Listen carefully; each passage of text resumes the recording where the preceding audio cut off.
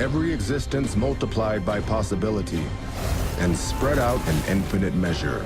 Now there is a malevolent force at work, one driven by a singular goal, the destruction of all there is.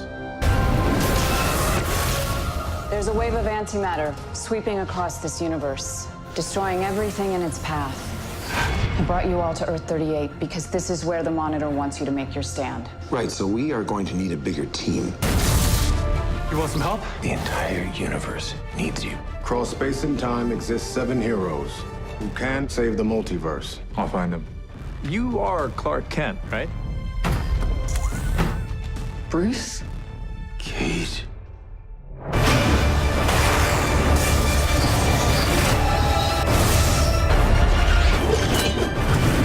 We need your help to stop this antimatter wave. All right, then Flash. Oliver! It's time! Has the planet been evacuated yet? Not entirely. Then it's not time! One thing is certain.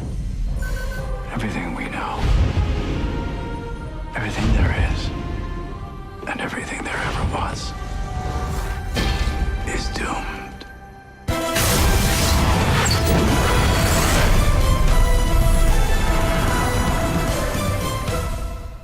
Welcome back, everyone. It's Charlie. We have a brand new Crisis on Infinite Earths trailer. It's supposed to be the final really big trailer, but there'll probably be a couple more promos. There's a whole bunch of Easter eggs. We got a whole bunch more footage of Tom Welling's Smallville Superman, implying that he's going to be one of the Paragons. All the crossover episodes will start airing next Sunday, so if you're new to the channel, be sure to subscribe to get everything. Of course, I'll do Easter egg videos for all the episodes. Careful for spoilers for things that have happened on the other shows so far, because I'll be talking about that stuff. But the big deal here is the Monitor finally explaining the multiverse in Crisis on Infinite Earths to all the people. Previously, he'd just been assembling heroes and pushing them around like chess pieces on a board. He never mentions the Anti-Monitor by name, he just refers to him as this malevolent force behind the antimatter wave that's going to destroy everything. Like Tom Cavanaugh's Pariah Wells at the end of the trailer says, "One thing's for certain, we're all doomed." They literally destroy Supergirl's Earth because a lot of this is all taking place on her Earth, so that might be one of the big cliffhanger moments. As the trailer footage plays out, it looks like the next big world on the chopping block is this version of Argo City, where Kara's mother, played by Erica Durance, was. That was also where this version of Superman and his Lois Lane went for the birth of Superboy John Kent that we saw in the last trailer. Good thing they came back to Earth 38 just in time, but because of the way they cut this trailer, it's kind of hard to figure out where all these scenes are happening in the first 3 episodes. Because of some of the characters that show up, I know some of this footage is from the 3rd episode, it's not all from the 1st episode. But the reason why Lila Harbinger is probably telling them that the Monitor wants them to make their stand on Earth 38, Supergirl's Earth, is because Supergirl is the first episode of the crossover this Sunday. As you see during the trailer, though, things do not go too well for them. They're completely doomed, so it sounds like whatever it is that they're trying to do, it's not successful. Oliver talking about getting a few more people for their team is probably something from the 1st episode, though, because then you see Barry show up in a completely different scene. Do you guys need some help? There's a bunch of footage of Earth 90, Barry Allen, John Wesley's ship, in the other trailer. He only shows up at the end of this trailer, too, so there's a lot of people that aren't in this trailer that will show up during the first couple of episodes. This footage of Oliver asking Earth 38 Superman for his help seems kind of weird where they put it in the trailer, because most versions of Superman would be the first person to lead the charge. Normally it would be Superman going around collecting all these heroes. They're on the Wave Rider, so maybe this is them taking the Wave Rider to Argo City before it gets destroyed to pick him up. Like, hey, this is big crisis coming that you don't know about because you've been on vacation with your wife who just gave birth to your new son. The Monitor explains the 7 Paragons. There was a scene during The Flash that kind of teased that too with Pariah Wells that I'll talk about in a second. But as far as I know, the Paragons are supposed to be Oliver, the Flash, Earth 38 Superman, Tom Welling's Smallville Superman, as this footage implies, Kingdom Come Superman, who doesn't really show up that much during this trailer, Martian Manhunter, and Kevin Conroy's Batman. But there's a difference between being one of the main characters of the Arrowverse shows and being a Paragon. So not all the mains are supposed to be Paragons if there's only going to be 7 Paragons, and the way they cut this trailer implies that a bunch of non-main characters will also be Paragons. Like, it's implied that Earth 38 Lex Luthor is also one of the Paragons. Big twist that one of the big villains is also supposed to be one of the big heroes of Crisis because he's such a genius and he can help them out. Love the footage of Superman and Iris going to get Smallville Superman, who just seems completely chagrined to see them, like, what? What is going on here? If you never read Smallville Season 11, the comic book tells the story of what happens to him after the Smallville series finale, when he fully becomes Superman and he puts the suit on. There's a version of Justice League on this Earth, there's a version of Batman, Wonder Woman, most of the other big Superman-specific comic book characters and Justice League characters. He has all these adventures with them. We're not quite 10 years out from the Smallville series finale, but Mark Guggenheim, the showrunner on Arrow and one of the executive producers and managers sort of this big crossover endeavor, said that they would be treating the Smallville Season 11 comic like canon for the purposes of the crossover. So when they show up on this Earth, that's why Smallville Superman looks like he's none the worse for wear. Got a whole lot of city miles on that version of Superman. One of the other most interesting things that they do in this trailer is canonize Kevin Conroy's Kingdom Come looking Batman as the Batman of Earth 1. At least that's what they're implying based on this interaction.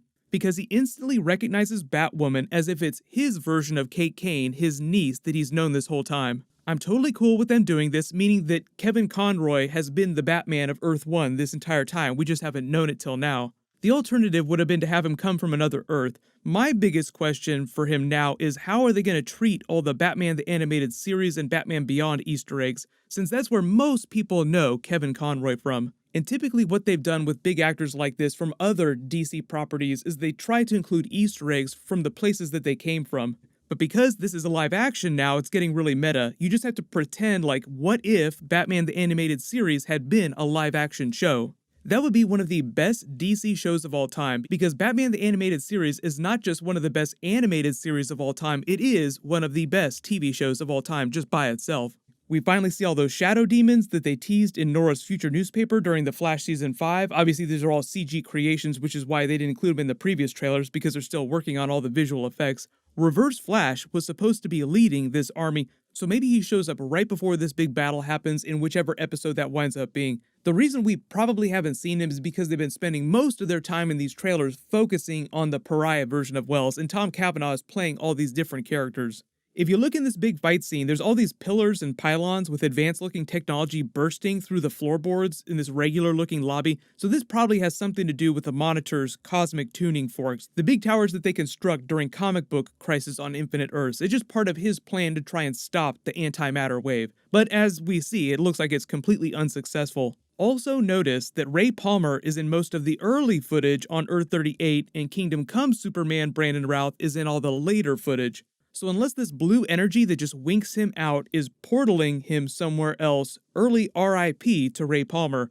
This shot of Superman and Supergirl against the red sky is also interesting because they're using their powers, and you'd think that the yellow sun being blotted out by the red antimatter wave would dampen them in some way. The whole reason why you would want to turn the sky red would be to neutralize them. Barry gets really curious about some weird-looking cosmic energy that we haven't seen before. This is Sarah in what looks like Lois Lane in the white jacket in the future Team Arrow bunker where everything is run down. Then Flash recruits Black Lightning on the Wave Rider. That's not happening till episode 3. He might show up at the tail end of episode 2 in a tag scene or something like that. Then everybody press F in the chat for Earth 38. The Monitor did tease that he can bring Earths back that have been wiped, but it would be cool if they use Crisis, Earths will live, Earths will die, and the universe will never be the same, to merge Supergirl's show with the Earth 1 characters. That way all the heroes can be on Earth 1. We already have our Earth 1 Batman now canonized as Kevin Conroy, so you basically have all your big Justice League characters minus a Wonder Woman, although I do believe they've been trying to get Linda Carter in a cameo, so that may have happened because they finished filming the crossover a while ago. So for those of you asking about that tag scene where he became Pariah from the comics, it just confirms some of the theories that we had earlier this season. It just made sense, based on his mission of trying to attain this knowledge and take down the Monitor, that he would be turned into comic book Pariah. The whole idea here is that he gained access to the secret sanctum. These 7 symbols correlate to the 7 different paragons, although it's not clear which symbol correlates to which paragon. But when the voice of the Monitor grants him access and you see the door open and he's bathed in this light that just blots him out, that's him attaining this cosmic knowledge. My next video will be for the mid-season finale of The Flash. They'll be teeing up Crisis and wrapping up their negative Flash arc. But while you wait for everything, click here for that brand new Black Widow trailer and click here for the other big Crisis on Infinite Earths trailer. Thank you so much for watching. Everybody stay awesome. I'll see you guys tonight.